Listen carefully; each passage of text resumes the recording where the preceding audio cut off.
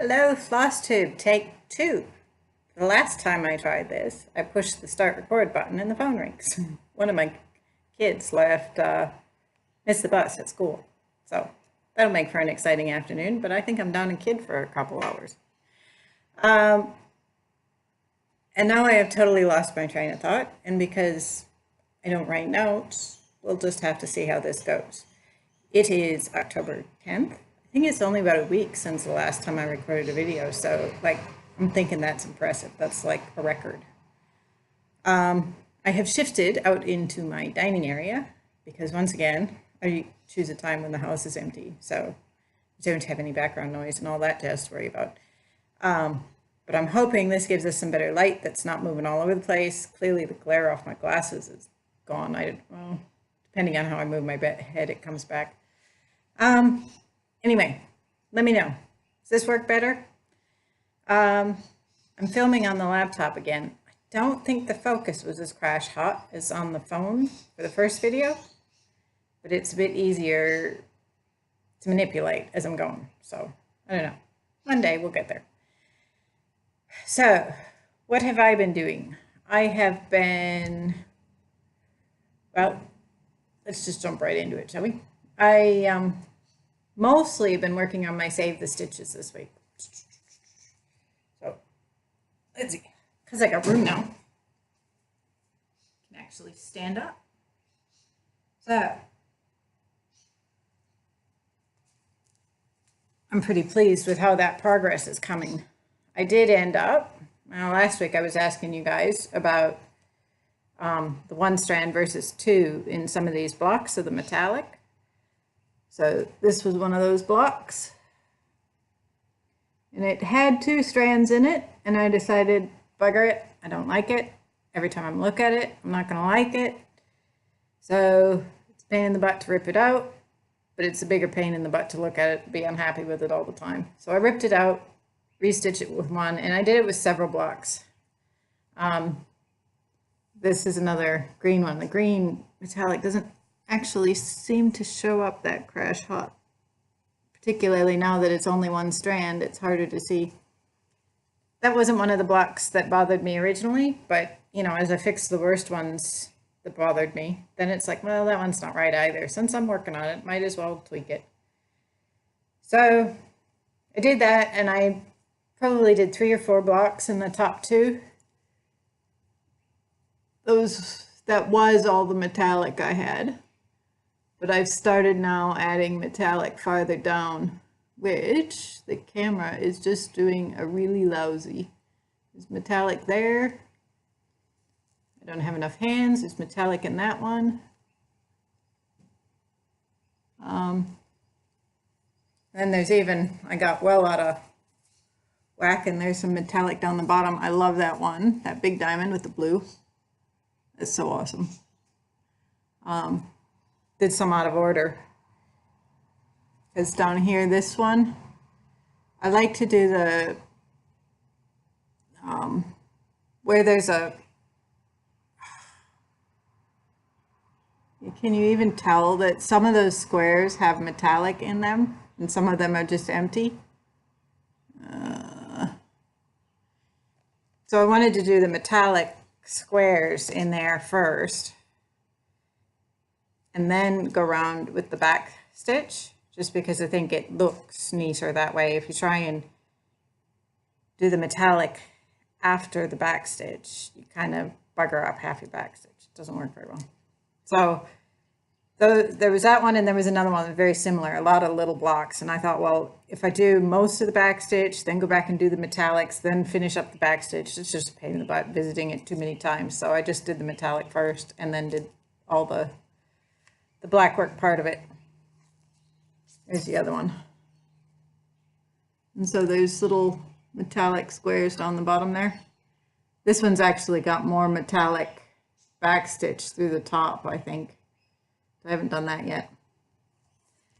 The basic premise has been, you know, to work top to bottom. First I was blocking it out, then I was filling in the black work. Then the plan was to go back and do metallics and then beads. But at this point, it's just kind of a bit of hit and miss everywhere. But no, now that I've pulled those metallics and redone those couple of squares, I'm much happier. But I've also decided if I wait till I get to the bottom to do all the metallics, I'll be sitting here pulling my hair out for ages doing metallics. So I'll start trying to do more metallics and less black work so that I'm not stuck at the end with all metallics. So it's the first time I've worked with these DMC light effects.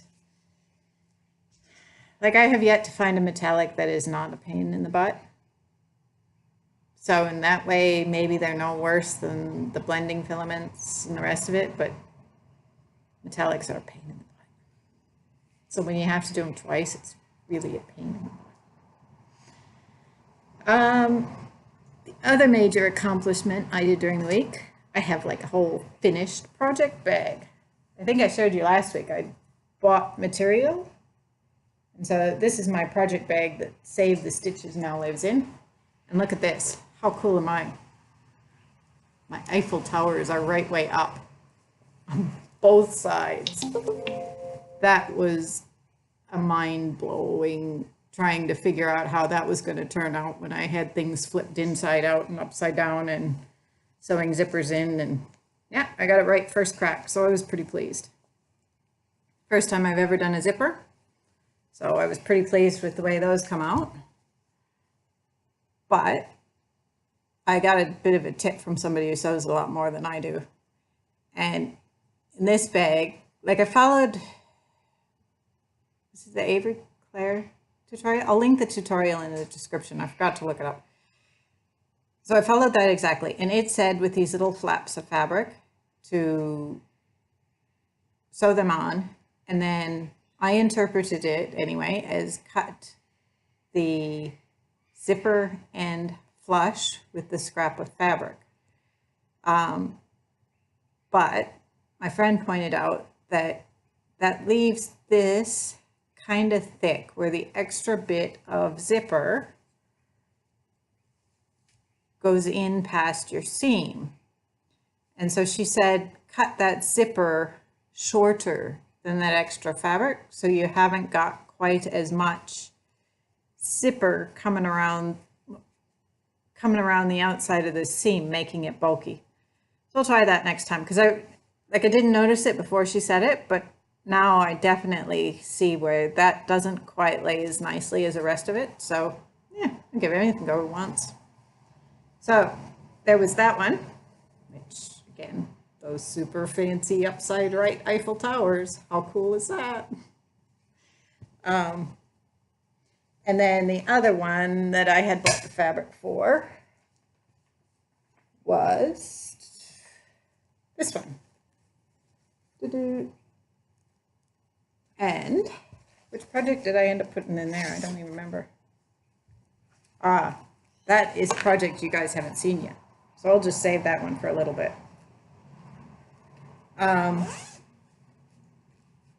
Yeah, oh, but I will show you. That had the kind of, I don't know, like water stained sort of blue on the inside. I like that fabric. Anyway, it took me basically all all weekend day, one day to stitch the two of them. I think if I did it again, you know, you've clearly learned a few things, you'd be a bit faster at things. Yeah. But first crack, I thought I was pretty pleased with how those turned out. No major dramas. Everything went together as it should. All that jazz. You guys will notice I have a bit of a brace on today. That's because we had fireworks here last weekend. And my daughter does quilting during the Saturday mornings.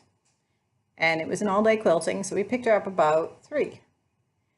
And then we had to stay in town until after dark to watch fireworks. So we went to the park where they were having it, and they had all sorts of extra entertainment, you know, and free rides for the kids. It was great. So we camped up. I sat in our spot on the hill where we were going to watch fireworks from. I stitched, the kids ran amok, had a good time. Basically amounted to I stitched for about 4 hours straight out in the park. It was great. It was lovely. Except after having done that, my wrist really hurt. And so now that I'm back at work during the week, it's all this on the mouse doesn't help and stuff. So this is not too bad at the moment, but I'm as much protecting it from any more damage while I'm working on the computer all day as I am trying to rectify the repercussions of fireworks. But it's all good fun. So the other project I worked on just a little bit. Oh, no, that's where I was going with that. So, must have been Sunday. After the fireworks, the day after, my wrist hurt so bad. Like, I wanted to stitch. It was a lazy Sunday afternoon. I had nothing else to do, but it was so bad. Like, I'd hold the needle and my whole hand would just, it was misery. Wasn't going to work as much as I wanted it to. So I decided, I gotta go do something else. What am I going to do? Well, they've got these pretty new project bags.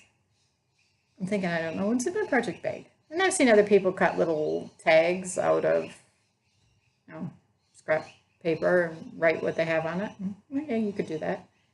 But I decided that didn't kill enough time. So I started digging through all the old scrapbooking supplies I could find. And I made this little thing. I'll write the title. So this one was meant to go with this blue one. Maybe it doesn't look too bad now. I was worried about the yellow in that lily as far as it not matching with this, but I think it's tolerable. It's probably not ideal, but it's tolerable. But I was kind of scuppered with that plan. I was going to do two. One for the other bag, the more brown and green and yellow one. But because my house is such a disaster and all my craft supplies are scattered through about 3 rooms in boxes piled upon boxes piled upon boxes, can't find anything. And I couldn't find the right glue that I wanted to stick this all together. So I was stuck using matte medium, which doesn't dry very fast. So I'd put my flowers on and then I'd go and try and tinker around with the labels and everything would move. And so I kind of got a bit frustrated and put it on the shelf to dry and walked away from it. I'll get back to it. But now that it's dry and staying still, I need to go back and add glitter and more pretty stuff because, one layer is not enough. So yeah, I thought that will be a cute little way to label them. I don't know that they will take much damage or abuse, but it was all scraps that was sitting there doing nothing anyway. So if they don't last, I'm not too worried about it. It is what it is. So the other project, I don't think you guys have seen this project yet. It's one I started a couple of months ago. I think I started it about June, but I haven't actually worked on it very much. I did about 2 or 3 threads when I was on holiday to New Zealand and didn't do much more. So I know some of you will be in those Cross Stitch Unlimited groups, and there's a fair following for these CXC threads. And I never used anything except DMC. I don't think I've even ever used Anchor. It was one of those things when I was a kid, Mom's like, DMC's got more colors, you don't mix them, so just buy DMC. And I didn't think to question her at that point, and it just is what it was. But when I went to kit up this project, I thought, might as well give them a go. Like, it wasn't something I was in a hurry to start, so the fact that they took 6 weeks to come from China was a bit of an irritation, but didn't really matter. So I love that beautiful box of colors. I don't know, tip it up without the rest of it coming out. It's very tropical and bright. Lovely. So, but I haven't decided what I think stitching with them.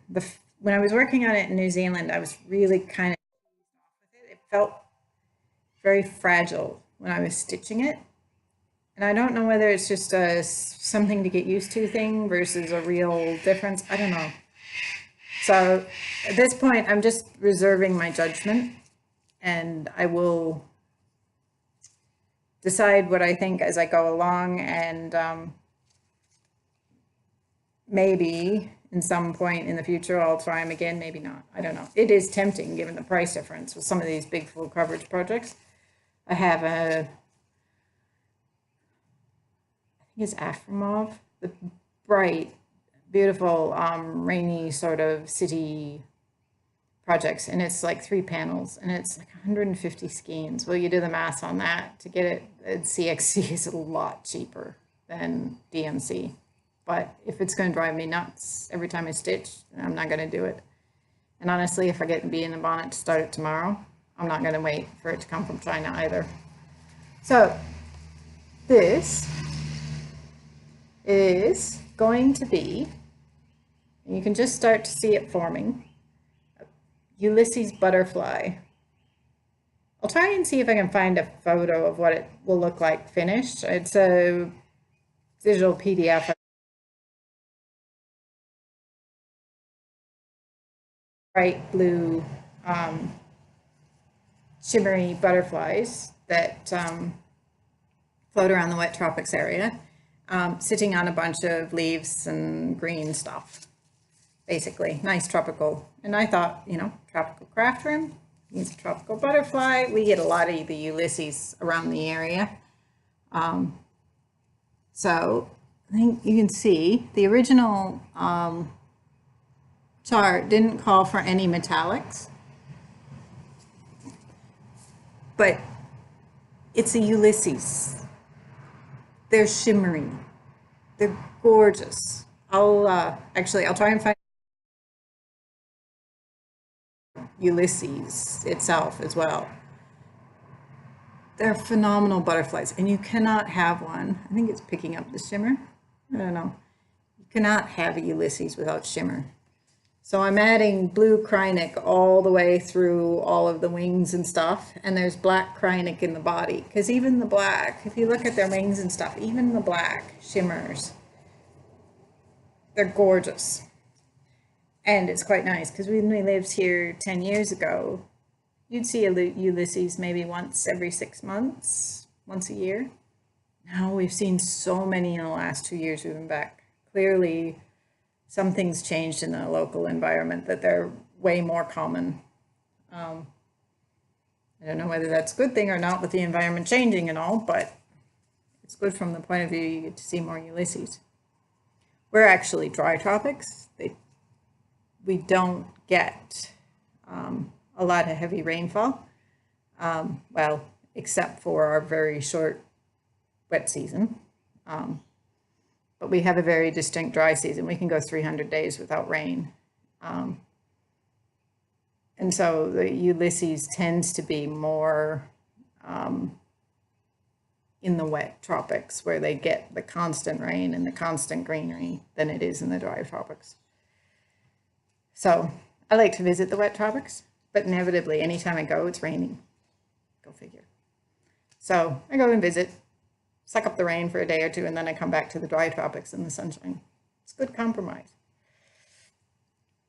So I have no real agenda with that one. I work on it as the mood strikes me. It's way in the future as far as finishing it. It's not for anybody. It's just going to do it when I'm going to do it.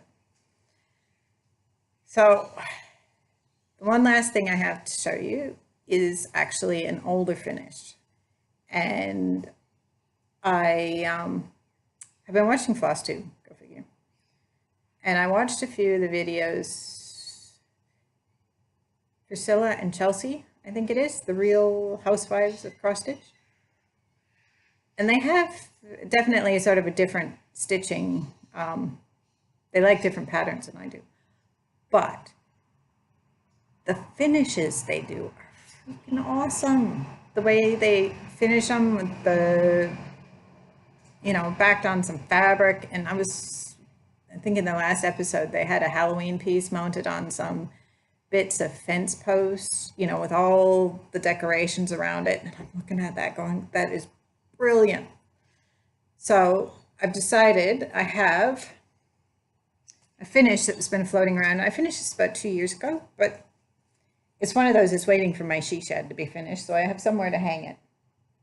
But I thought it might be the perfect one to try and finish in a similar style. It's a fair bit larger than, well, except for that one on the fence post. That looked like it was quite substantial. It's no mini. So I don't know how we're going to do with that, what I'm going to use for base and stuff. But, we'll figure it out as we go along. So this one. Let's see if I dated it. 2016. So this was one of them that I finished while we were traveling around the US in a caravan.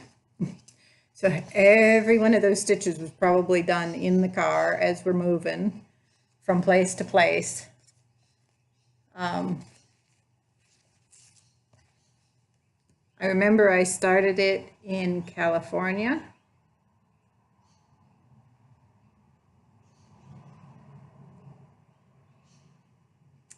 And I finished it in Florida. Because I remember sorting the threads for the next project. We'd pull up. Is it Florida, or what state is immediately to the west of Florida before you get there? We'd pulled up in this town along the coast down that part of the world. And we had intended to be there for a couple of days. And we went into town that night and had a bit of look around, but the weather was cruddy. We just weren't feeling it. So we woke up the next morning, had breakfast. Nobody was super excited with where we were at. And it's like, bugger it, let's go, next town. So I can remember going, okay, yeah, all right, we can go to the next town, no objections whatsoever. But I need to sort the threads for the next project before we get in the road, because I got to have something to do while we're driving. So yeah, I don't know what my husband did. He and the kids went and did something. I can remember being left to madly sort threads as fast as possible so we could get in the car and go. I was holding up the show. But I just love this chart with all these little frogs and all the bright tropical colors. And one of these I was sewing on a ferry. Maybe the ferry across to San Francisco. We often, because we had this big camper that we were lugging around, to go into the big towns with a camper in the back, it's a nuisance dragging this thing around in the middle of Washington, D.C. And so a lot of the places we'd actually drive in, and particularly a place like San Francisco where you had kind of a bay, you'd park up on the opposite side from the main attraction, main part of town. And so you didn't have to deal with the traffic when you park the caravan and everything. And then every day we'd take the ferry across to the main part of town, do our sightseeing, and then take the ferry home. So I can remember working on that on one of those ferry rides, because there was another lady there who was sketching, and as she was just, while we had the time on her ferry ride. And I remember watching, she just sketched so fast, and I was in awe with how fast she was getting things done. So the kid's getting picked up. My husband got the message and is going to rescue the child that missed the bus. So problem solver, right? And I didn't have to do anything except gas bag about stitching. Life's good. So plan. I don't know when, but I'm going to try a Priscilla and Chelsea style finish on this. No idea how, but that's what I'm going to do.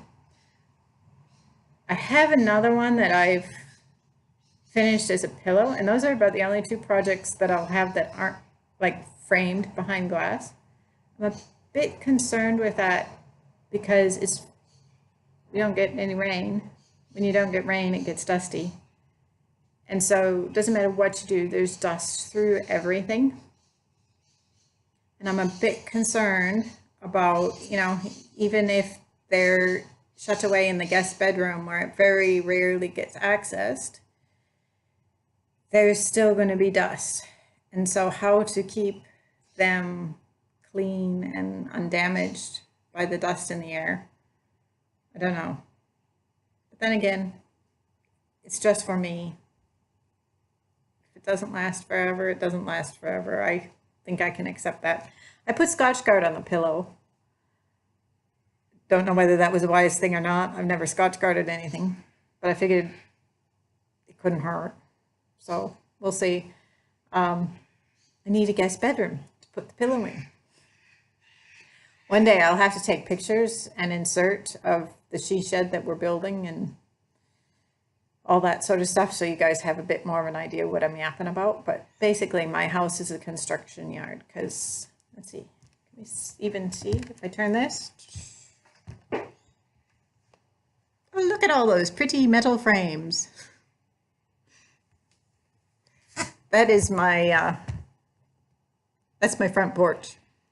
And until a couple of weeks ago, it was totally open. Now we have those beams will be semi-enclosed. Well, they'll be entirely enclosed in that you can't see the beams, but they will form a semi-enclosed sort of front porch. The idea is we will mozzie-proof it and weatherproof it from 90% of stuff. If there's a cyclone coming, we won't, you know, it won't be cyclone weatherproof, but it'll be weatherproof to the point where you could leave sofa and stuff out there for the vast bulk of the year. Because we don't get a lot of rain, we don't have to worry about a lot of weather. So I don't know, growing up in the States, I would have called it a 3-season room, something you can use in everything except the middle of winter. Sort of the same concept, except that A, we only have 2 seasons, and B, you won't be using it when there's a cyclone outside, but everything else you will. So I am getting really good at getting distracted by various things. I thought I have too much stuff in my craft room, including patterns for things I'd finished, like these frogs. So I thought this would be a good opportunity. I'll give you one more look. I have the pattern for this. It originally came as a kit. I don't have anything else from the kit. I don't have Ada. I don't have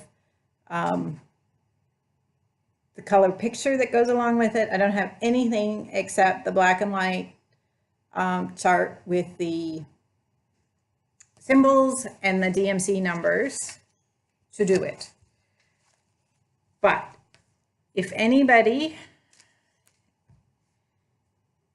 would like a copy of that pattern, and this is where I struggle, because I'd like to open it up to everybody and say I'll ship anywhere. All right, I'll open it up to everybody and I'll ship anywhere.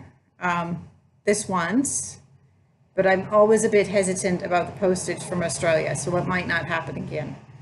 So if you like the frogs and you're from somewhere else, go ahead, leave me a comment, something about frogs, and I will draw and send the pattern to somebody.